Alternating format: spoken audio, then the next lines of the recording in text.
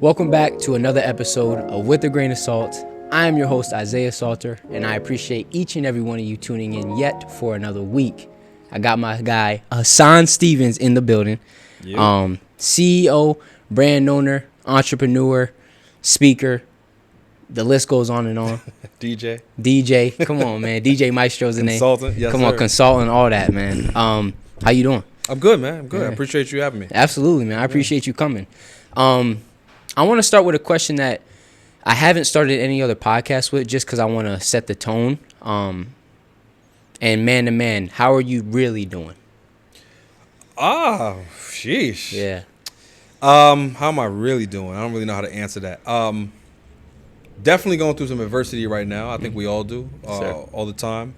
That's one of those questions that really makes you pause and stop and reflect, because when you're moving and at a certain pace and you don't ever pause to ask yourself how you're doing. So I don't really know. I can't answer that question. I know that if I stop, I probably would break down. Damn. You know what I mean? I'm going through some things right now, but I was trained and socialized, and my experience has forged a habit of pushing forward, whether it's healthy or not, just pushing forward, because I got a lot of people relying on me. Absolutely. Yeah. What were some of those things that you went through as a young kid that kind of gave you that perspective? Like, what were some of those struggles, some of the things that just impacted you and really led to you being the person you are today? I think, my upbringing probably had the most impact on who I am today. So I was born and raised in the Bronx, New York. I was, high poverty, Edenwald Projects. If you Google Edenwald Projects, it's one of the most notorious public housing projects in the Bronx and in New York City in general.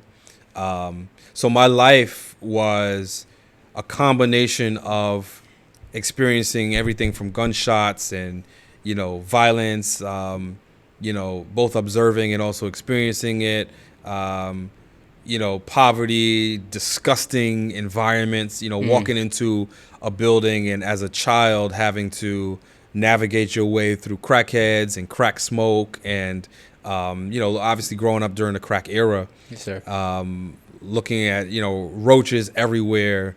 Everywhere, like hundreds and hundreds of roaches. Those are the types of experiences and memories that are conjured when I think about my childhood. I mean, not all bad things, obviously, because I had great parents. But like elevators covered in feces and urine and, having to tiptoe and stand in a certain spot in the elevator. Like, I don't think any child should have to grow up and experience that. But it gave me the baseline perspective to know where I didn't want to be. And then I used education to kind of escape and get out of that environment. And I was able to get a scholarship through the Prep for Prep program out of New York City. Okay. And I went to some of the richest, whitest private schools in the city and in the nation. Ultimately, Horace Mann. I went to Lenox, Birchwood and Lenox, and then Horace Mann. And I had the juxtaposition of where I grew up, where I was coming from every day, every morning, every evening I had to return to going to some of the richest areas ever. And I remember, going to school and walking up the hill after I had taken an hour and a half train ride or bus ride when I literally lived 15 minutes away from the school. But because I lived on the east side versus the west side, I had to go all the way into Manhattan, cross over and come back down. Like little things like that, yeah, right? That's crazy. So I had a dichotomy of like two different worlds that taught me two things. One, where I came from that I never wanted to be again, and two, what the possibilities could be and what other people were living like. Wow. So I knew what to aspire for. Yeah, absolutely. And what do you think was the common denominator between you going this path versus some of the people that you grew up with going into the streets and getting involved in the wrong people? Like, why didn't you fall into that? Look, man, I tell people all the time, you are but a step away, right? If I was going to sit here and tell you that I didn't do dirt, I'd be lying to you. I did dirt. I did things that I knew from a values perspective were not in alignment with what my parents taught me and whatever else. So for me, I think it was faith in God and knowing God, which is directly a result of my mom, and then my parents in general, setting the example. So I think about that, and I think about kids that don't have either. They don't have the exposure and influence of the church, and then they don't have parents that breathe life into them. Because my parents always breathed life into me in terms of where they wanted me to go. And in that environment, if I had different parents, I'd be in a different place today. Man. Yeah, that's so tough whenever I think of that, like seeing two people come from the same environment, but one person end up on the worst end of the spectrum and the other person make it out. Yeah. You know what I mean? And I think you speak a lot to this is about even seeing what you've done, just being able to make it out of a situation like that, and then go back into those environments and feed those kids and bring people out of those situations and give people the opportunities that you know that they didn't have. We have to. Yeah. I mean, who are we not to? Right. You know, if it was done for you, who are you not to pay that forward and dig back deep? You know, there's all sorts of sayings and African proverbs and, pictures and images of, the hand reaching down and uplifting your brother and all those different things. And not too many people live by that, which is the issue, which is the problem. But who are we not to reach back and grab those people? Absolutely. Yeah. What were your early teen years like? As you matured a little bit, started to understand what was happening around you, going to these new schools and stuff like that. What was like that time for you as far as like mentally, emotionally, spiritually, all that? I think compartmentalizing pain and trauma as a necessity to survive. And I think we do a lot of that as men of color in general. One, from a toxic masculinity standpoint, we're taught not to cry. Like, nah, we can't cry, and it doesn't mean that we don't and that we aren't going to or anything like that. But, even to this day, I give myself a short period of time. Go ahead and cry. All right, now what? And I, some people say that that's not positive. It's not a good thing. But I'm gonna tell you, it creates resilience, and it has allowed me to get through all the many things that I've experienced and the things that I've done, and survive, stay alive, and still have the energy to want to do more and create. So you asked me about my teen years. I would probably describe it in two ways. I'm blessed to not have reaped the product or the outcome of some of the poor choices that I've made. Yeah. The fact that I was able to get back on the right track, because my parents always taught me the right thing, right? They always actually also set the right example. But being in those environments, you're always exposed to the wrong example, so it doesn't matter. And so those moments where I would one foot in, one foot out, eventually more of my weight was on the foot on the right side. And so I was able to bounce back, thankfully. But just like any kid, any teenager, exploring, curiosity, modeling and following after what you see and what you observe. I oftentimes say that the one thing that I was very lucky about was that I grew up in an era of hip hop where hip hop wasn't like today. Who knows what would have happened if I grew up in this era. And I'm not one of those people that believes like, the music defines the people, blah, blah, blah. Right. But we are, as youth and fans of the culture and all of that, we are constantly looking for identity in the culture that we identify with, right? But I grew up during the Brand Nubian era, through the, like the righteous and the conscious era of hip hop. And so I fed into that, you know what I mean? And the only other thing I would say about my teen years was incredibly arrogant. I like in my young years, it wasn't until college where I started understanding and put the arrogance off, but it was a false arrogance. And I think every young black and brown boy walks through the life with a chip on his shoulder. Like if you look at the differences, look at the discrepancies between black and brown, white, all the different groups and races. Arrogance is everywhere, right? It doesn't matter. It doesn't have a race to it. However, what you often see with black folks is a confidence and what some people would say is arrogance, or what could be perceived as arrogance. We look on social media and people are, touting what they do and, poking their chest out. But people don't realize you're doing that as a sense of resilience to survive. That's a survival mechanism, because in a world that tells you are nothing, that you have nothing, that you won't be anything, you have to affirm yourself through actions like that. Like I'm a sociologist like that. I look at people and I notice in the black community the way that we get on and we champion ourselves and we chime ourselves. And when we start to make it, we put our accomplishments out there. And from a sociological standpoint, look, a lot of white folks don't do that because they don't have to, right? But that's us trying to convince ourselves every day of who we are as opposed to who the world tells us we are. So I had to learn later as I got older that false arrogance, how to shift that into something else, into confidence. Because early on when you're young, you're walking around cocky and arrogant. It's because you need to tell yourself every day that you're worth something. Wow. But then you actually identify and understand, hold up, you are worth something. And now it's like a calm version. It's confidence. It's self-affirmation. Yeah. Yeah, that's deep. Speak on you getting into DJing, because I know that's kind of how that's really where you started with music and DJing. So speak on like how that came about in your life and what was that like getting into that? I'm a hip hop head. I grew up in the South Bronx and the North Bronx, Edenwald, but my dad was in the South Bronx, birthplace of the culture.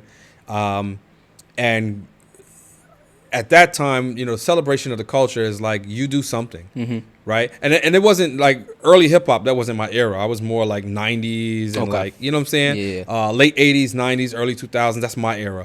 And man, I ain't that old, but no, but the culture was like, part of survival also was forging identity in the culture that you identified with. And for me, hip hop defines me 100%. So I started out rapping, actually. A lot of people don't know that. Okay. So I was an entertainer. Growing up, I did off-Broadway. There's a lot of stuff that people don't, like they see this era of the nonprofit, of the DJ and whatever. But when I was growing up, I was a singer. Wow. I was dancing. I did off-Broadway. I've worked with people like Savion Glover, the tap dance kid, Gregory Hines. So I actually did shows, with them. I did commercials. I was doing a lot of acting and different things like that as a kid. It was one of the loves that I had. I started doing music and recording. I was rapping, and I was exposed to this producer, Sean J. Period. Now, Sean J. Period was the producer for Mos Def, who people know now as Yasin Bey. And so I was exposed to Yasin Bey in Brooklyn, Clinton Street, in Brooklyn. It's crazy. Catching ciphers and like rap. And so like that was my first into the culture. And that was right before I was in high school doing all that stuff. And that was right before I graduated and went to college. So I decided to go to Hobart and William Smith colleges. Came up to this really white area. Why? Because it sat on a lake, one of the most beautiful lakes in upstate New York. And coming from the hood, from the gutter, I didn't even know that existed. I didn't know that schools could sit on a lake, right? That's it's like crazy. We don't see water in the Bronx, right. Unless we go to City Island for some seafood, right? And so I came up here and I was rapping out all over campus, like, yo, you spit, you flow, like you. People look at me like, yo, what is? You spit, like, what are you talking about? Like, they looked at me crazy eyed. And after a while, it just like trying to find my identity on campus when no one else looked like you, no one else did the things that you did. It was an incredibly lonely experience. And so I had to forge my identity through some facet of hip hop culture. I got exposed to the campus radio station, WEOS at Hobart. And I had some major icons in my life. Shout to Jeff Devaney. Shout to my man Kevin. You know what I'm saying? Kevin Marrero. Yeah. These were people that I came across in college that taught me how to DJ. That DJ'd with me. That exposed me. Kevin exposed me to the radio station. He didn't even go to the school. Like Kevin was an anomaly. Kevin was like from another school. I think he went to Hartwick or something like that. Yeah. And he would just be on our campus. And like it was a Puerto Rican brother from the Bronx that I I was like that. We linked up. He's my brother to this day. Okay. Jeff Devaney is a white guy that's from Geneva, but was in the culture. Like he's the culture. He part of it. And he's nasty as DJing. And I was just in awe. And they taught me how to DJ, and I started really taking over WEOS. I started growing a show, growing a name out there. Long story short is I graduated from college. At that time, I had made a name for myself in Geneva already, and it was DJing because they could hear the college radio station, and they didn't have any other radio station, so that was like it, right? I was doing parties out there. I was going from college to college doing parties, and then I moved to Syracuse, New York, to do. I was fresh out of college. I couldn't find anything in entertainment. I wasn't in New York anymore. Got you. And the reason why I was in Geneva was because I had a daughter. Because I was going to New York. I was working at MTV. I had worked at Warner Elektra Atlantic Records. I worked at, I did some stuff with BET later on.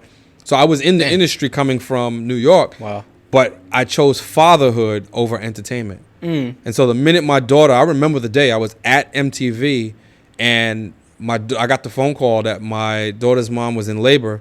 And I looked at them and was like, yo, baby's being born. It's a wrap. I'm out of here. Packed my stuff up, took the bus straight up to Geneva. And from then on, I stayed up here. I went from working at MTV to working at a factory called Zoto's, a hair care factory. Right? Talk about humble. Humble. Ooh. I did what I had to do because that's my daughter. There's no way I'm going to let a child grow up without a father, right? So I'm in Geneva. I have to get a job. I was working at the factory, and then it's kind of a long story, but like it's part of how I got to this, right? So one of my old college professors' husbands was running a web development firm. Okay. And I was like, I can't do this factory stuff. Like this is not I felt like my mind was for something else. And so I got that job, and I was learning how to do websites. But meanwhile, I'm still looking at entertainment and all of this other stuff because I had gone to college for film and music. And one day I saw an opening, Power 106.9 FM in Syracuse, New York. And I was applying. I applied for like a year straight, sending my resume. Man, I know they got sick of me. I sent my resume at least once a week for I don't know how long, right? Several months, right? And, I mean, that's my work ethic, right? I feel you. And the way that I got in the door was they had a spot opening for a web developer, somebody to do the website. So God is good. God is good. God knows, right? Even when you think you're getting no, God is like, no, you got to go here first. And then you can go there. So I get my foot in the door as a part intern for marketing, and then I'm getting paid part-time to do the website. Yeah. So I used the skills I had learned. He positioned me to get in that door. Come on. And then I built it up. I became head of marketing and promotions, and I was doing marketing promotions for Power 106.9 FM and then Hot 107.9 FM, and then I was doing different DJing. I started DJing for Kiss FM out in Rochester for different events, and I was on News Channel 9, so I started doing stories. People don't know I was doing community-based stories on TV for News Channel 9 out here when it was all owned by Clear Channel, which is now iHeart. Okay. And so from there, I had built up a name. I had the Jump Off, the show The Jump Off. I had all these different shows, and I started building a name out here as a DJ. And so that was really my in into like professional radio DJing and whatever else. And from there, I got story. I can tell you all day about stories from where I've been and who I've DJed for and all the other stuff. You know what I mean? There's two themes I'm picking up on. One, obviously, just your drive, your ambition, your work ethic, but also the confidence you had in yourself. Where was that from? Was that something that was instilled in you from a young age, or is that something that like you just always had, like I just believe in myself and I'm going to get it? Nobody ever always just has it. I don't believe that. Nobody always just has the confidence like that. I remember as a kid looking in the mirror and crying. I remember looking in the mirror and wondering, was I handsome enough? Was I man enough? Was I right? I mean, I think that's part of development in general. That's part of youth development. Everybody goes through that.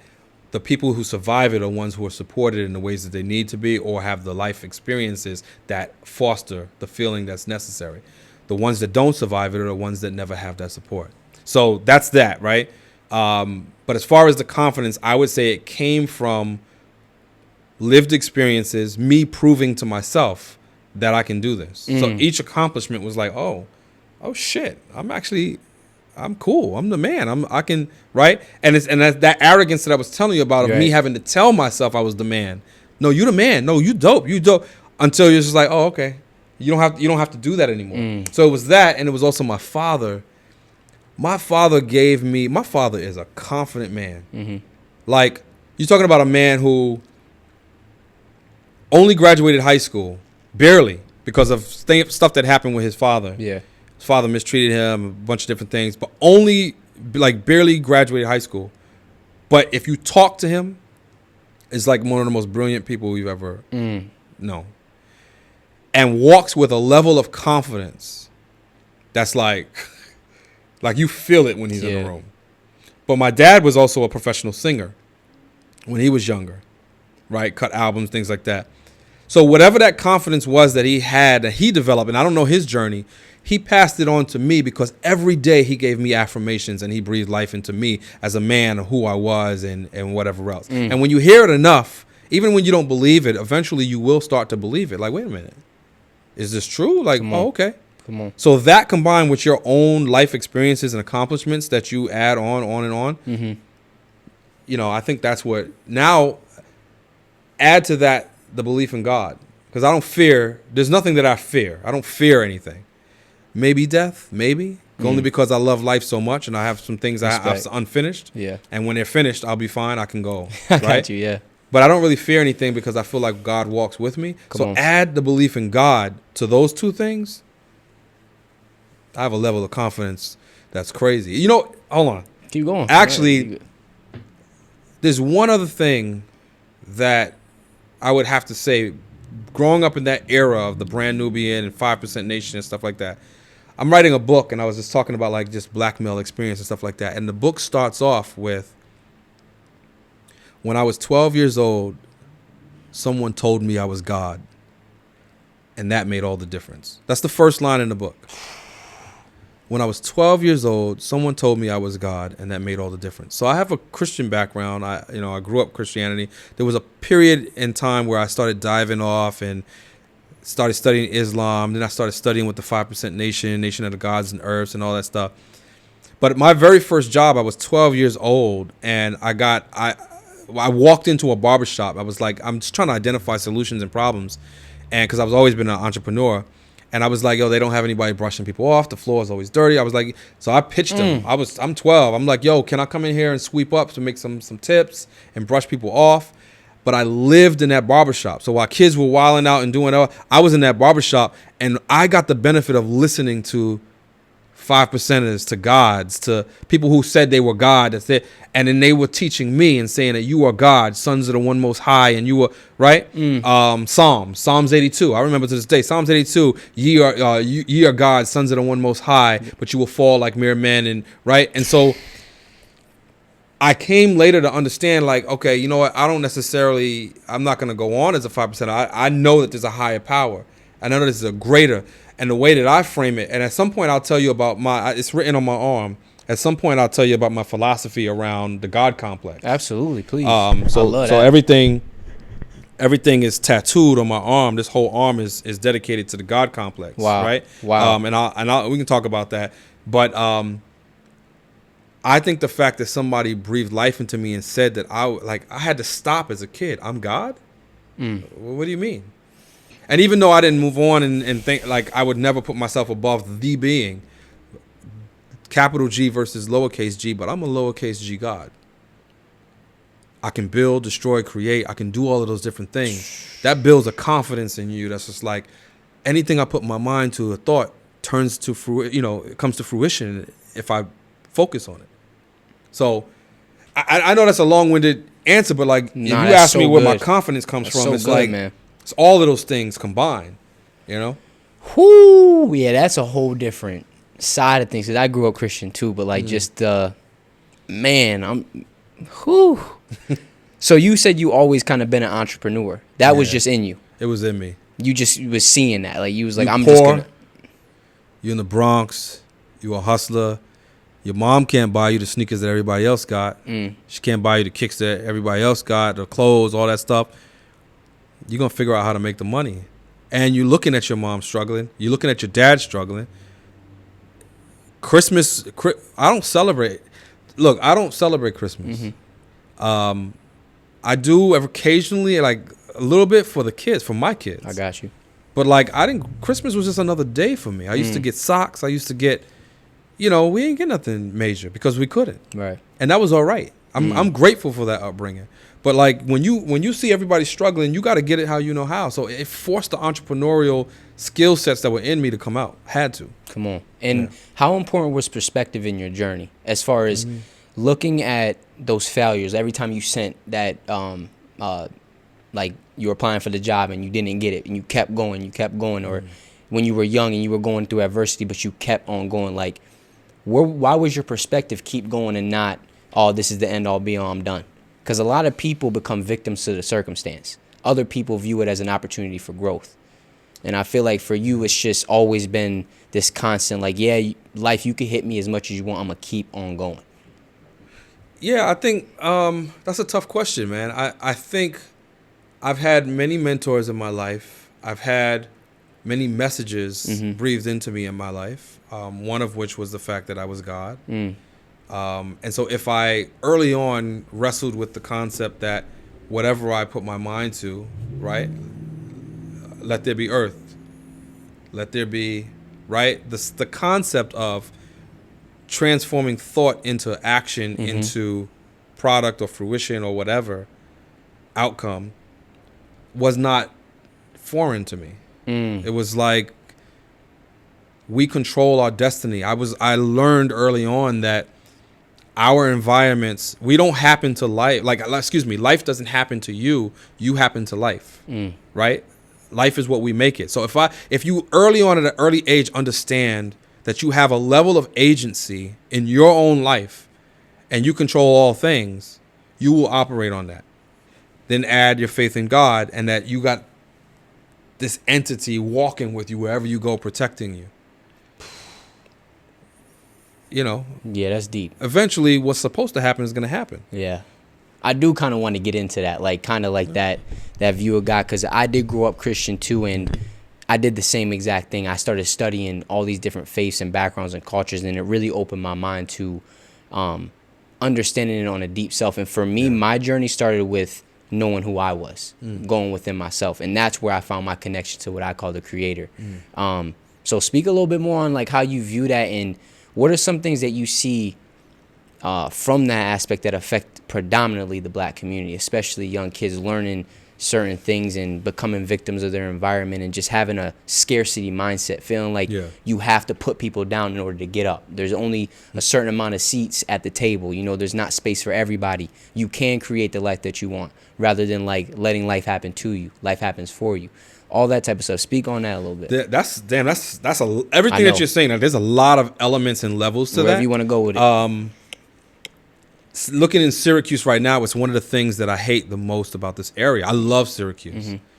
But what I hate is I observe and I watch black people cut other black people off at the knees because they have that scarcity mindset, because they think that if you're doing well, that somehow means that I'm not. It reflects on it. Whereas where I grew up, it's like, let's all do well. And if I'm doing a little more, a little better than you are, then here's my hand. Come on up. Let me throw you up so you can do a little better than me, and then you're going to do the same. So someone's success never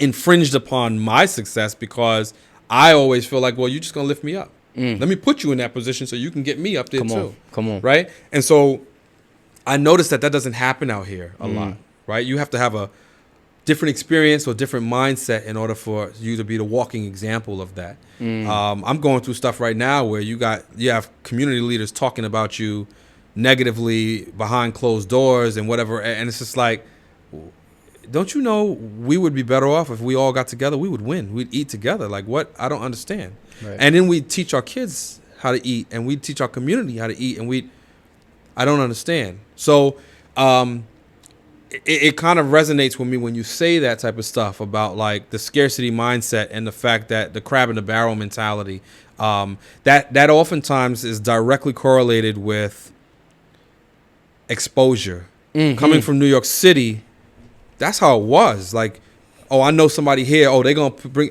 like, that's how it was. And I never had that experience with my people from the city. I never had that crab in the barrel because there's enough in the city that you don't have to have that scarcity mindset. We're still all reaching towards the top. Yeah. But out here, and it's not always their fault because the environment and the area and the people and the way it's disenfranchises people or marginalizes people and sections them off. These kids that we're engaging with, in Good Life and in the different work that we do, they are taught that in order for them to get something, they got to kill the next man or they got to get it from their people and whatever else. You know what I mean? So, like, that's the part that I think if we could overcome, you teach the values and the habits of uplifting each other. I know that I've made a life of positioning people in things that allow them to do better. Good Life is founded on each one teach one, right? That's the 5% of each one teach one. So it's my life values and lessons, early lessons that really drives this. But like each one teach one, you lift people up. That's what my behavior is forged behind. You had asked me something else though. There were so many layers to what you were saying. Yeah, you talked about there was something else that you had asked me. I forgot. I think we were speaking about the God complex a little bit. And like growing up, I grew up Christian. I kind of dived into other things and stuff like that. And I was like, I feel like that also plays a role in how your view of God and what you're taught when you're young. That plays a role in the mindset and the way that you see life. 100%. You know what I mean? Because life is God. God is life. Right. So as far as like the philosophy of the God complex, I have on this time is the currency of your life. And talking about I'm a little ashy. Ooh, got some. No, you good. But they nice. There's a clock. There's an eye representative of like the third eye and like wisdom and knowledge and experiences. And in the clock, because time is the only thing that you can spend and never get back. Right. So it's extremely valuable. And time is the currency of your life. That actually is a quote that comes from Wes. I forgot Wes. He's a motivational speaker. Wes Brown, I think it is. Les Brown. Excuse me. That's my dog. Yeah, Les Brown. Yeah. He's the one who said that time is the currency of your life, right? Because it's the only currency you can spend that you won't get back, right? Someone had put me onto that saying, and I had to put it on my arm to remind me every day. But this image right here, it's got the hands of God, like conjuring up like life. It's a tree of life right here. Wow. And as you go up on my arm, the tree, I should have put lotion on before you. No, you good. You good. The tree is bare, and there's small places where there's fruit. Wow. Because life is a journey of experiences that aren't always positive, but they get you to the fruit. And a lot of times we think life has to be full of fruit. That's not the case. We're going to go through a lot more empty branches until we can get to that fruit. And so that's why I tattooed it on my arm the way that it is. More of the tattoo, I have Proverbs 3:15. And so for anybody that knows the word, that follows the word, or just want to look it up, Proverbs 3:15, it's a passage about wisdom. And it talks about how she's more valuable than gold and riches, and they're talking about knowledge and wisdom. So I study, like you heard Ish talk about how I'm just like, I get locked in. If I don't know something, I'm gonna learn it. I study knowledge, and education is so important to me because it's the tool that allows you to chop through the forest and carve out your path. No matter where you go, no matter what resources you have, I'm able to survive because of my brain. So this is, and there's more on this, but it's like, this is like one of the only tattoos I have, but these are my life lessons. These are the things that I live by. These are my values, and how I operate in life. And so when it comes to the God complex is this theory that so the book that I was telling you about, the name of the book is called The God Complex, right? And so It's not what people think. So when you hear God complex, you often talk about, oh, the guy thinks he's arrogant or cocky. That's not what it is. So this is God with a lowercase g, God complex. And the C in complex is capital because the God is lowercase, but the complex is large, right? And so the God complex is the constant pursuit of knowledge and wisdom toward the perfection of God, but with the humility of knowing that you'll never reach it. So think about that for a second. The constant pursuit for knowledge and wisdom toward the perfection of God, but with the humility of knowing you will never reach it. The humility part is understanding that there is a greater power, there's a greater knowledge, there's a greater entity, energy, force, I don't care what you want to call it, that without it, we could not do, be, exist. But knowing that we are part of it, that it's reflected in us if we choose it to be. And so when you think about the laws or the characteristics of God as we know it as a society, all-knowing, the constant pursuit of knowledge and wisdom, all-knowing, immutable, ever-changing, like never-changing, God is immutable in the sense that emotionally you can't move. There's a lot of life lessons about the characteristics of God that if you reflect them in your being. See, I believe that when Jesus said, I am the truth, the way, and the light, none shall enter the kingdom of heaven but through me, I think people misread that. I think he was saying that through my ways and actions follow, be me, right? He was the living, breathing reflection and example of what it meant to be God, of God. And that's what we should be attaining, trying to be. What would Jesus do? That's what the God complex is about. Ooh, that's good. No, I'm right there with you. I've never heard it explained like that, but that aligns so much with the things that I've studied and that have resonated with me. That is deep. Yeah. And could you explain to people what five? Wait for the book. Don't. What? I'm gonna know. It's copyrighted. Your book or God complex? No, I shared the God complex. So I don't share the God complex a lot because I'm writing the book. I want people to know. That's what your book's called. This is documentation that it was me. Your book's called that. Yeah, it's called the God complex. Oh, I thought that was a book that you read. No. Oh, that's crazy. Oh, that's gonna be good. I gotta get that. Yeah, so that's the one that I'm writing. One of them drafts. It's called God complex, and it really is based on. So that's the book I was telling you that the first line is when I was 12 years old, someone told me I was God, and that made all the difference. Right? Because it wasn't that I went on to believe that I was God. It was that someone breathed life and confidence into me to say that I can build, create, destroy. Right. Yeah. And get to choose what I do. Absolutely. So, could you explain to people what the 5%ers are? 5%ers, it's an offshoot or sect of formerly of Islam, right? But they're not Muslims. They call themselves the nation of gods and earths, and they believe that the black man is God and the black woman is the earth. And they had some really interesting philosophies. You know, they do mathematics. Their wisdom and their knowledge is centered around certain rules and lessons. Right? It's really lessons, and there's different levels to the lessons that really spoke to how high you were in terms of your knowledge and whatever else. They believe that 5% of the world were the poor righteous teachers.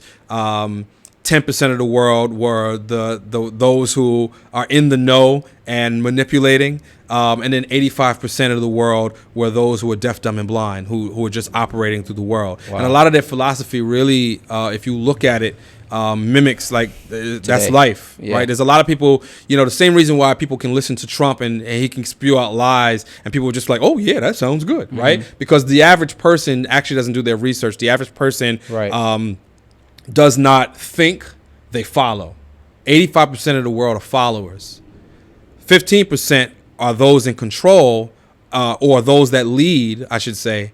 10 of them have the money and the control and the power and all that. 5 of them are the poor righteous teachers. That's deep. Yeah, that's deep for sure. I was just having a conversation with that about somebody. Like, that's my struggle with politics, is the amount of hypocrisy, but also how people say they believe certain things and have certain morals and values, but the moment somebody runs for president, all that goes down the drain. I'm like, you can't, a moral or a value or your character can't be sometimes. It's something you stand on all the time. Integrity. You know what I mean? And so that's why it's a struggle for me to even get into it, because I'm like, bro, like I can't look at this and really say I agree with any of this. Right. Like, I don't. You know what I mean? It's hard. You know, Right. just because of who I am. Let's get into good life. Yeah, let's get into good life. Obviously, that's where we're at. For y'all, all y'all that don't know, I work for Good Life as a life coach. Shout out to my man Hasan. He's the CEO Great of it. employee. Appreciate y'all. Yeah. I want to say employee, great mentor, great team member. Appreciate you, man. And yeah, so speak on like how that vision came about and just that journey of creating what you have now with an organization that really is doing amazing things. One of the biggest in the city of Syracuse, and yeah, man, I'm just grateful to be a part of it. But just speak on that a little bit. Yeah. The idea of Good Life came from really it's the basic idea of like what do these kids need in order to just live a good life. You know, doesn't have to be great. It'll lead. Living a good life will lead to a great life, right? The original thought and concept of Good Life was actually called Nouveau Riche. Okay. And it came from my experience of growing up as extremely impoverished in the Bronx, not having resources, just limited resources, limited experiences. And I realized that I never wanted another black and brown child to experience what I have to experience through poverty. And then I got up to Syracuse and I was doing work in the prisons. I was working at Hillbrook Detention Center. I was working in the schools, in the school district. I was working, and I observed that poverty was past just black and brown. It was white kids on the north side, and it was right. And so I'm working with kids of all different colors and stuff, predominantly black and brown in Hillbrook, and observing that they were all struggling with similar things, right? Come on. And so Nouveau Riche, think about the name, New, N-U for Nubian, V-O for voice, and Riche, right? So it was the black voice of the rich. Ooh. And the idea of the program was that we were going to teach kids about financial literacy and how to maneuver money, because I never learned when I was growing up. My dad could not teach me investments and money because he was learning to pay bills. My mom, only thing she taught me was credit was important, because my mom till this day, she worked so hard to have my mom had a perfect credit score for years. Damn. Perfect credit score. Damn. And even so this is the type of stuff that's beautiful, right? A woman who had such limited resources all her life still had a perfect credit score. So it's possible, right? And I mean perfect, right? Yeah, people think 800. No, she had an 850. It was perfect. I didn't even know you could go past 800. Exactly. That's crazy. To this day, right? So those were the only things that I learned from my parents, but I had to research. I'm watching these white kids at these rich, predominantly white institutions and high schools, and then on to college, and they're driving Porsches and all this stuff. I'm just like, damn, what do they know that I don't know? I'm not stupid. I'm extremely intelligent. What do they know that I don't know? Wow. And I had to figure out how to work money and let money work for me and all that other stuff. And I'm still figuring out because it's a daily thing, right? But then I realized that this is deeper. Like, kids aren't thinking about money in that sense. They're thinking about how to get money for the here and now, the day to day, not for tomorrow and investments and all that stuff, because they were dealing with social and emotional issues. And so we moved from the Nouveau Riche to like, yo, what is everything that you need to live a good life? And at the Good Life, we do social and emotional, stability, like sustaining, right? Through like what we call real life, right? Ready to enter and accept life. We're teaching you the values to enter and accept life for what it is, but turn it into something that's better. And then we go to real success, which is entrepreneurship and business and finance and all of that other stuff. And so the model of Good Life is we work with the at-risk and the highest risk youth population in Onondaga County, ages we go as low as 12 all the way up to 27. Yeah. And we're teaching them through the culture they identify with, hip-hop, how to generate revenue through entrepreneurship. Hip-hop is entrepreneurship, right? 9 elements of hip-hop. Number 7 is entrepreneurship, right? And so how do we take that concept of entrepreneurship is of a young kid, talented, doing something on a corner in the South Bronx that turns into a multi-billion-dollar industry. And the problem with the industry and the culture is that we never actually get to monetize and benefit off the culture we create and influence. We are the biggest influences in this entire world. We're the biggest culture movers and shifters in the entire world. But other populations and cultures monetize and capitalize off of our stuff because we haven't learned the elements we need to in order to do the very thing. Ooh. We're the architects. Yeah. But we don't ever get paid as the architects. And then I guess that it's talking about hip hop. Let's talk about Hippo. Okay. Yeah. All So right. how did that come about? Which is obviously your clothing brand, and that's kind of a part of who you are as a person, your personal brand. Yeah. Speak on that. Yeah. So first I'll tell you how we got to Hippo. So Hippo, streetwear clothing brand that I wanted to, I spent my entire life giving to others, building others up, and trying to make them successful. And I said, I want something for myself, and I want something for my family to pass on as a legacy. And it couldn't be, I didn't get into nonprofit work to get rich, to get wealthy. And so because it wasn't, and it's not, because there are some people who are pimpers, poverty pimpers, and they do it. But I do this work. I've sacrificed many years for this work. But now it was time, like, if I'm going to get it, I'm going to get it from something else. That's real, and in man. the process of building Good Life, where we exposed to kids to podcasting, to music production, to fashion, to all those different things, we started GL Imprinting, which is Good Life Imprinting, a full-service promotional print company.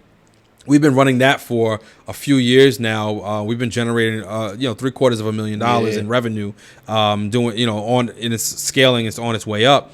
But in the process of doing that, I learned a lot about printing, production, manufacturing, and I've always been a fashionable person. I had to get fly when I was younger. Like we had to get fly. I was the polo guy. I was, you know what I'm saying? Yeah. So it was like I started realizing, like, I'm putting money in Ralph Lauren's pocket.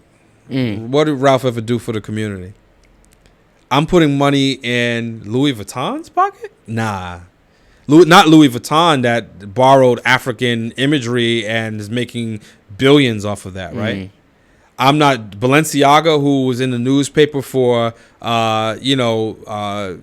images that were inappropriate with little kids. Like, whoa, those aren't the values that I ascribe to, right? So I was like, instead of putting money in these pockets, I wanted to create something of my own. I'm going to the mall and I'm seeing things like, damn, I don't like that fashion. Yeah. Hip hop spans generations, but yet we moved out of the era of FUBU. We moved out of the era of Sean John, of Rockefeller, of Rockaware, and all those different things. Yeah. I remember the heyday when it was like, for us buyers, we could buy into black-owned companies that they were moving the culture. And then all of a sudden, the industry squeezed them out, and they didn't do well, or they whatever the reason was, they were no longer here, right? And so now we're in an era where people are just taken. Hip-hop moved into the high fashion era, where everybody's wearing Louis because now he's making a little bit of money at rapping and stuff like that. But we're not wearing anything that looks like us. We just borrowing, doing what hip hop does in remixes. We take European fashion and we flip it and wear it the way that we do. And I'm like, why can't we be the originators? Why can't we be the architects? Hippo was born. So HIPPOH, it's a play on words because it's a culture that embodies and encompasses the culture and spirit of hip hop. But it's also a play on words as a metaphor for the most dangerous animal on the planet. So people think the lion, when you think that, it's actually the hippo. It kills more humans a year than any other animal. It is strong, powerful. It runs underneath the water at a force that people can't even understand. Crazy. And by the time it emerges, it's too late. That's a metaphor for us beasts who are in our lanes, in our industries, and we are moving low, staying low, and then we emerge. By the time we emerge, it's over. We're taking over. So that's what Hippo is about. Ooh. That's what Hippo is about. Yeah. The one thing I love about Hippo is we are one of the first wearable technology companies. We have microchips, NFC technology implanted in our hoodies. I seen that And fire. Thank you. Yeah. And so what we do is it communicates with your phones, and we share custom curated experiences of culture from artists. So we collaborate with artists, with rappers, with influencers, and we're sharing content directly to the consumer. So if you're an artist, if I'm working with you're Jay-Z, and Jay-Z has a concert, and what happens is when people do a concert, they go and they buy Jay-Z merch. That transaction is one-to-one. It's over. They buy your merch. They're done. You don't know who that consumer is. You don't know where they're going. You don't know what's happening. But if I can create a continuous communication connector and experience that's customized, that It allows you to continue to talk to them, allows you to upsell, allows you to share future experiences. It allows you to get intimate with your fan. You turn fans into super fans through our experience. So we're trying to innovate the industry right now, innovate the market, and disrupt it. You know, there's a few other people that have tried it. Balenciaga released something with what was that, MP3 with it, whatever. We can do a lot more. We do video. There's a lot more that we can do with it. And we're doing collaborations. We're working on some collaborations right now. Yeah, that's fire. Yeah, that's thank fire. What is your why? Like, why do you get up every day? Why do you do what you do? Why do you put in as much work as you do? Like, why? I think it's important to find your whys, not just one why. I have a few. I like my that. kids. I love, doing stuff and trying to set an example and breaking cycles, disrupting trauma historically. Also, I love life. When you find God, I think when you have a love connection with God, and how could you? He teaches us to love life. How can we not live life well and all good? So what I did it, but live life. Live a good life, and how do you not love life and want to wake up and do something with it? I think people don't have their purpose. It's difficult for them to wake up, because if you don't find your purpose, then you can't live your purpose on a daily basis. But I wake up and I live my purpose. I am blessed by God to be able to get paid to do the things that I love, which is helping people, uplifting people, teaching, right? DJ Maestro, right? And also living out your purpose. So I'm blessed. I mean, if I don't want to work for nobody else, I'd rather just work for me and do the things, and so that's what I did. I created a situation where I could get paid to do the things that I love. What are some things you think could help somebody struggling with finding their purpose? Like, what would you tell somebody? Shoot, me. Let's say I'm a 25-year-old struggling to find my purpose. What are you telling me? To you directly, I think you're doing it. Experiment. You are sitting. You can tell you found part of your purpose. Your purpose is multifaceted, and that's why I said find your whys, not just your why. I love that. You might have found maybe one of your whys or two of your whys, right? Because you are blessed in podcasting. You are blessed in communicating and talking, pulling out purpose and meaning from people, right? So keep going with that. But in general, I tell people to experiment and try tons of things. Try as much as you possibly can. Such good advice. Somebody used to. There was a woman I was dating a while ago, and she's an amazing woman. She said, you're a jack of all trades. You have to specialize. You got to specialize. She was a lawyer, so she understood specializing but she said, you can't be a jack of all trades, and I pushed back on that. I think those who are a jack of all trades, and I don't know if you ever saw that TikTok or that Instagram post where it was like a jack of all trades is a master of none, right? Master of none, but still better than a master of one. Oh, see, exactly, because people don't go on to hear the whole phrase. That's a fact. And so I push back on that because you are a master of none, but you're still better than a master of one. Once you know many things about many, what I'm saying? Many different aspects, you get to build your team. I know enough to hire the person that knows it better than me and be informed enough to know whether he's doing a good job. So when it comes to building an empire, me being a master of all trades works for me because I am great at selecting talent. Reason why we hired you. I am great at knowing who needs to be where and what they need to be doing. And that's something you get from being a master of all trades, because I know whether you're good or not at what you specialize in. I really like that perspective. So try all things, man. Yeah. It's like, you can, by becoming a jack of all things, you find the one thing to master, but you're still good at all the other things. And then you find people that you can delegate those other things to. So you lean into, there's another great book, it's called Buy Back Your Time. Okay. You lean into the things that you love doing and that you are excellent at, and you buy back your time, you invest in the people that are good at doing the stuff you don't want to do but you know about. That's how you build an empire. That's so interesting. Yeah, I'm definitely tapped in on that. Yeah. Man. Great book actually. What is it called again? It's Buy Back Your Time. I forget the author. It's one of the bestsellers. It's an excellent book. Buy Back Your Time. Yeah. You're obviously an entrepreneur at heart, and you hear it all the times, even with kids that we have part of you. I want to be an entrepreneur. I want to be an entrepreneur. What don't they really understand about being an entrepreneur? And what could you, try to express? What y'all trying to get yourself into, and what you need to know, like what foundation you need to have laid in order to really pursue this path of being an entrepreneur? First of all, if you've gone through adversity, you are an excellent entrepreneur. You can be. These kids that we engage with that maybe not yet, but they possess the skill sets and the talents to be amazing entrepreneurs because of the adversity that they've actually experienced, and they still survive. Resilience is a major characteristic of an entrepreneur, right? The ability to negotiate. They out here hustling and negotiating. The ability to navigate difficult situations, to adapt, to pivot. Like, we can go on and on as to why they are some of the best entrepreneurs ever.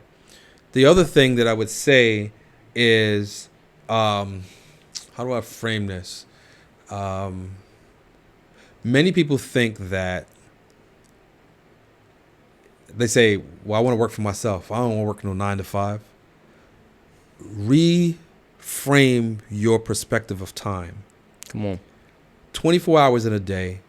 Like, I don't even, half the time if you ask me, I won't tell you, I won't know what day it is. I'm living. I love that. So you mean I have to find out, like, outside of scheduling and things like that, you mean I have to think it's Monday. It's so that, you know how people come in and they say, oh my God, it feels like a Monday. Well, my Monday feels like a Saturday. My Saturday and my Sunday feel like come on. It's a day that I'm up, I'm thankful and I'm grateful that I live, and I'm working on my purpose. Come on. So I'm not bound by your time. You know what I'm saying? By your perspective of time. On top of that, people will say, well, I want to be an entrepreneur because I want to work for myself. I don't want to work 9 to 5. When you're an entrepreneur, you are not working 9 to 5. You are right. But you're working 9 to 9 to 9 to 9. You are always working. Always. If you don't want to work, what you want to do is retire. Yeah. And in order for you to retire, you got to work, right? I love working because I do what I love. I do what I'm good at. And my balance is I actually have to stop myself from working because I'm living in my purpose. I have to stop myself and say, nope, make time for your family, make time for this, make time for yourself, make time for mental health, make time, right? Because I am constantly like, ooh, let's get it. What's the next thing? You heard what people have said. Like, I'm in my room, I'm thinking about the next idea, the next concept, the next, because I love working so much. I got to actually say, no, it's good to carve out time for this, and I have to work in reverse. So you talking about 9 to 5. If you got an issue with 9 to 5, you can't be an entrepreneur. I feel you. I feel you, though. Yeah. And sometimes the 9 to 5 is what can pay for the extra time to OD. You know what I mean? Like the 9 to 5 is the necessity to get to the 9 to 9. You want to get to the 9 to 9. Right. You know what I'm saying? Like, that's where you want to go. That's a fact. You know, and the 9 to 9 never feels like the 9 to 5. It actually feels like you're just waking up and just living. It's more hours, but you don't even feel like it because you're doing what you love. So, you know. Have you ever struggled with comparison? Like comparing yourself to others? Like, I think everybody does, because think about like social proof. Social proof affirms that things can be done. And then when you confirm that things can be done and it doesn't happen with you, you're like, oh, well, wait a minute.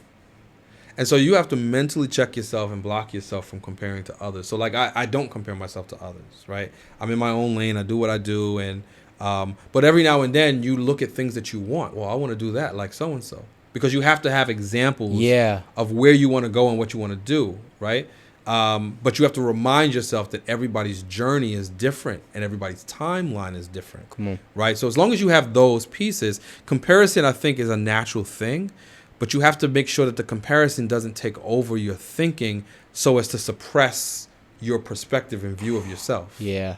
Right? Because there's a great image. There's a meme, picture, and a bunch of different stuff that's on the internet about. You've probably seen this. The guy he's got a pickaxe. Yep. And he's digging and he's digging and he's digging, and behind in the dirt is this huge diamond.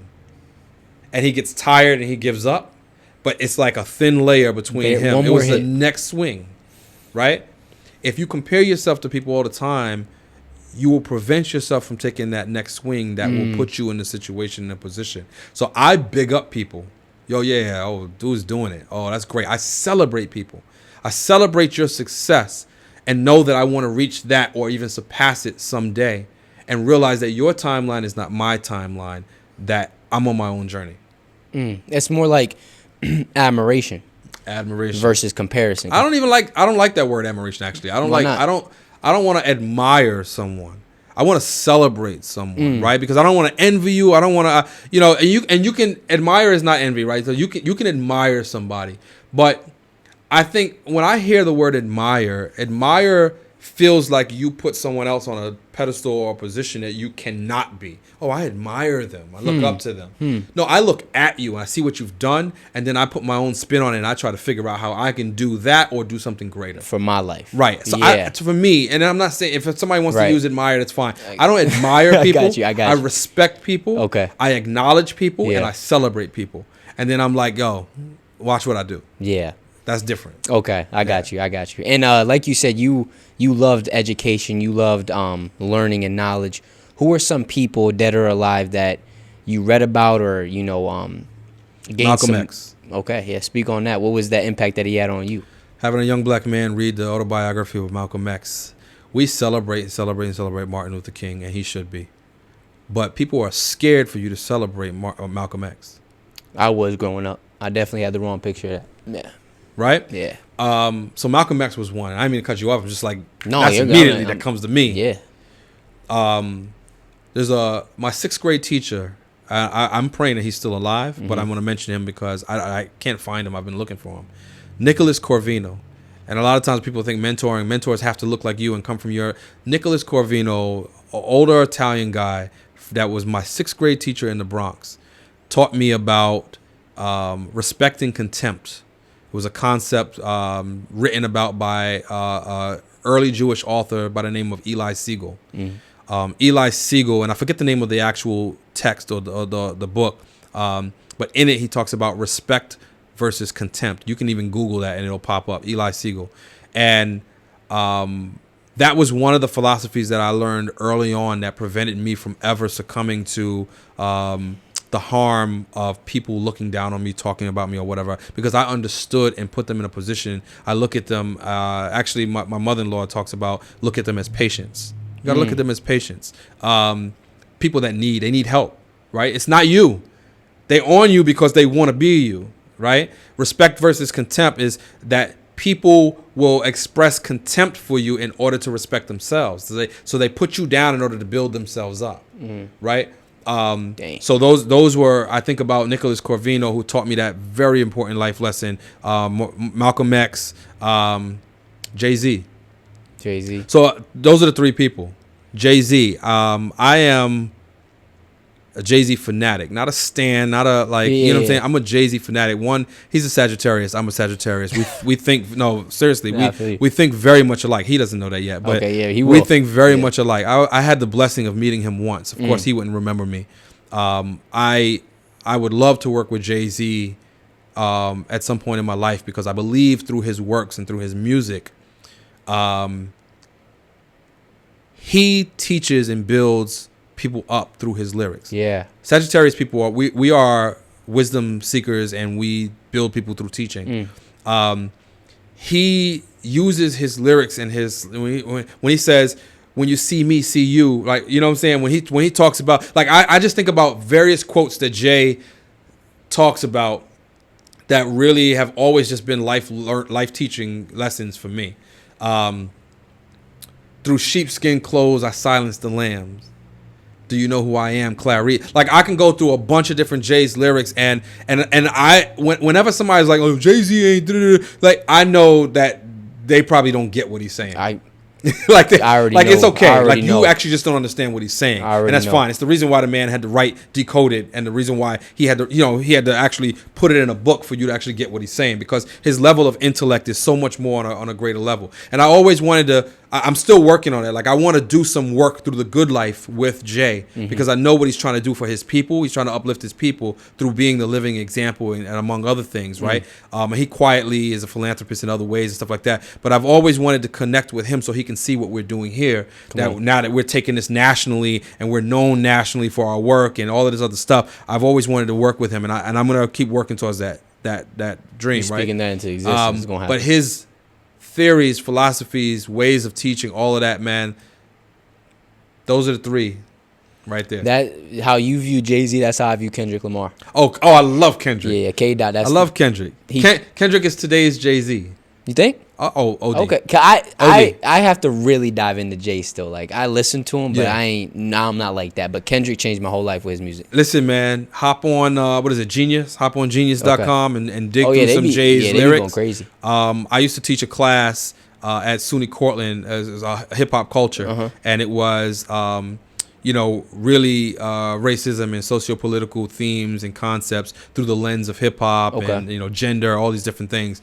And we would always sit and dissect Jay-Z's lyrics, and we do Kendrick too, and all that. They do that in Kendrick. But That's crazy. because they're thinkers and they're philosophers, and they are people who teach through their art. Swear to, man. So yeah, Kendrick is I'm loving this Kendrick movement right now. Yeah, me too. Nothing against Drake, but he just dropped one. Man, I'm already on it. Don't talk to me Instagram. about Yeah, my bad, I'm my bad. already I'm on late, it. If anything, I'm late. I don't even be on there like that. Nah, I wake up. I already heard it. I feel you. It's crazy. His music really, all the stuff we talked about, God Complex, all that. Yeah. Kendrick, he just completely shattered my whole brain. I like Cole too. I think Cole does. J. Cole's amazing. He does a good job at.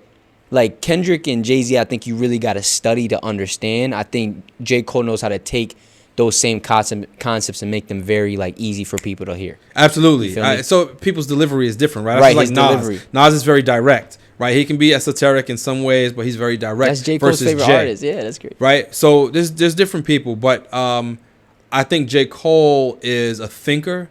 And he talks about his experiences and relates to them. I love the song where he was given the perspective of the boy and girl back in it was one of his early ones. The girl getting pregnant, and it was you know what I'm talking about. Is it Born Sinner?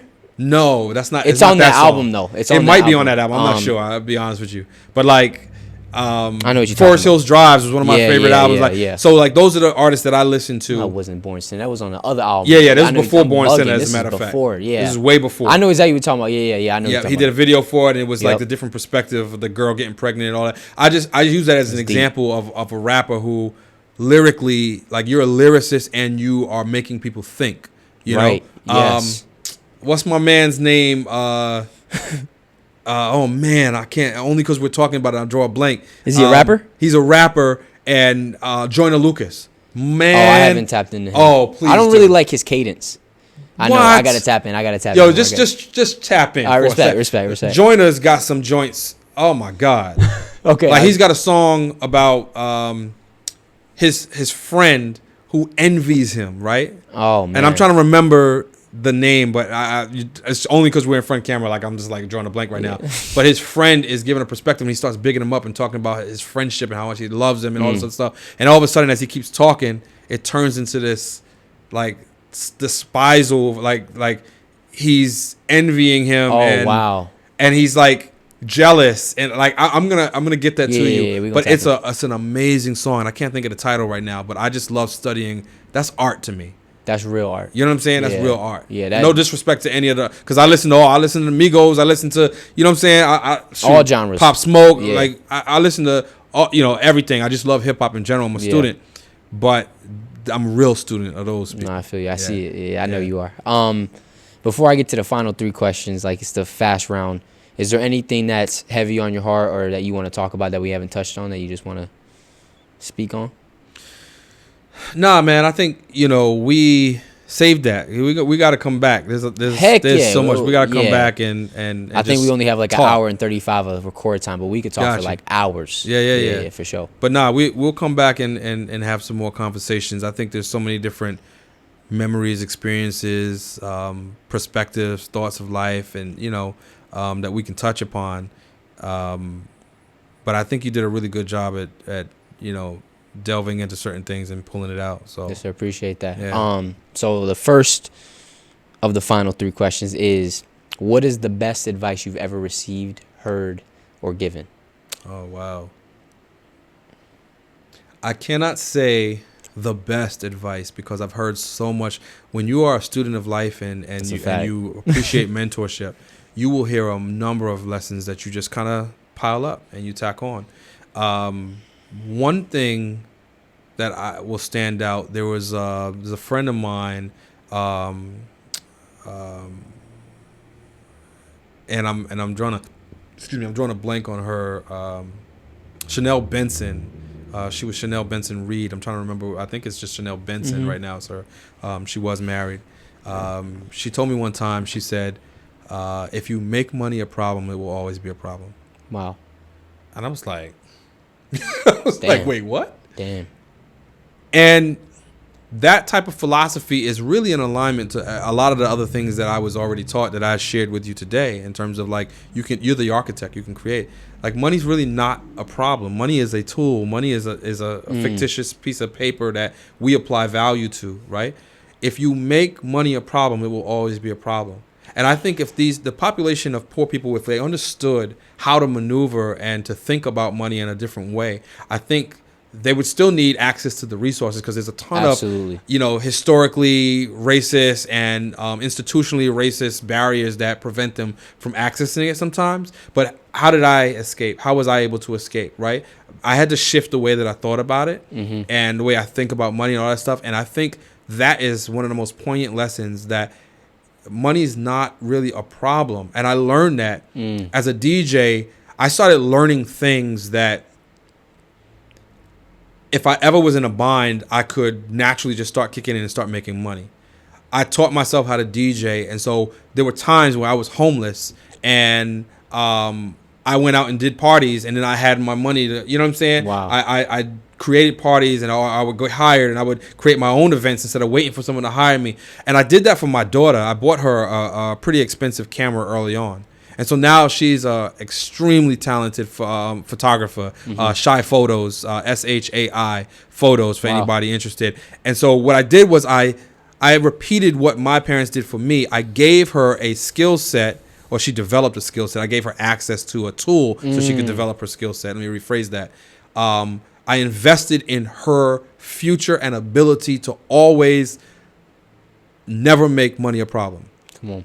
So you have what you need. As long as you have that camera, you can figure out whether you create an art show and charge people, whether you solicit on social media and say, like, I need to go out and get X number of headshot shoots in order to make my rent or whatever. She now doesn't have to make money a problem. There's a way around it. Come on. You know what I mean? So I would probably, I guess that's the one that pops up, but I've received tons of philosophies and lessons. Yeah, one of the best. Yeah. Okay, now, what's the worst advice you ever heard or received? I not that anybody gave me directly bad advice. The worst indirect advice that the world tells you is that you build your manhood through the amount of women that you can harm. And it's not that it's advice, it's socialization. It's the way that the world teaches you as a man, and particularly as a black man, how to affirm your identity. And I had to unlearn that. So to me, that's like consistent advice that comes from media, movies, TV, people around you, right? I never want to perpetuate that. I don't perpetuate that with my children, with my sons. I had to unlearn that. I believe that toxic masculinity perpetuates poverty in the black and brown community for men. Not in a way that, because white men can exhibit, wealthy white men can be toxic, they can be misogynistic, they can be, womanizers, they can do all that, and it won't harm them the way that it harms us. But what happens with us is we try to affirm our masculinity through conquering of women physically, emotionally, And what happens is we get with a woman and then we have children out of wedlock at an early moment in time. And then that begets an inability to be able to support and pay for the things that are necessary for your child. And then it gets you to court. And then court says, we're going to lock you up. Court says, well, we're going to charge you based on your ability to make money. I had to go through that experience, right? Forget what you're making. The law in New York State says we can charge you based on your capability of making money. Yeah, people don't know that. I had to learn that the most difficult way. And so then you get locked up because you can't pay child support. Your license gets suspended.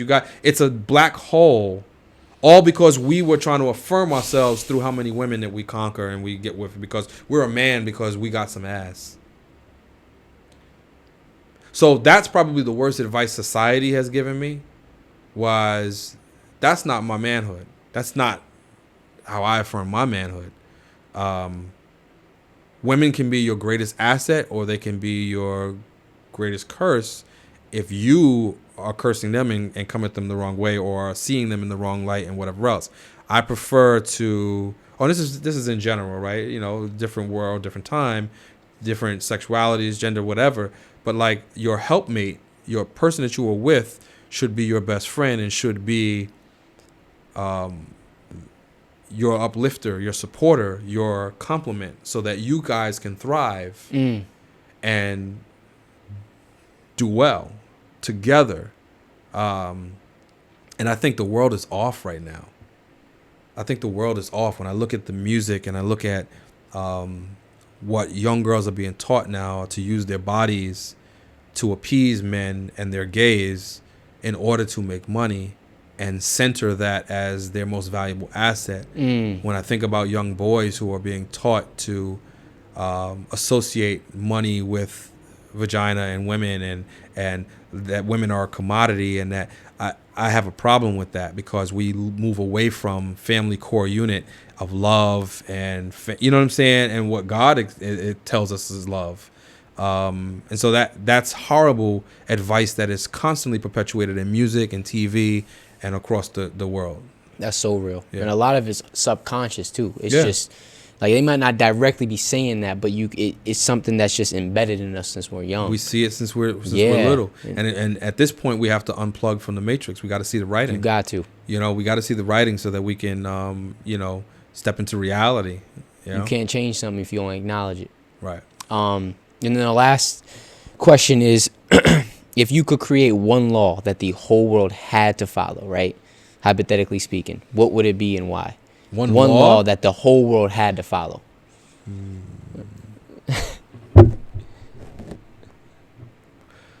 Ooh. Yeah. I think, damn, there's so many. Don't put me in charge of making some law. I think if there was one, it would be that if you had a certain level or amount of resources, that you had to find a way to cycle it back in to those who are less fortunate, or lose everything. That'd be the law. That'd be the law.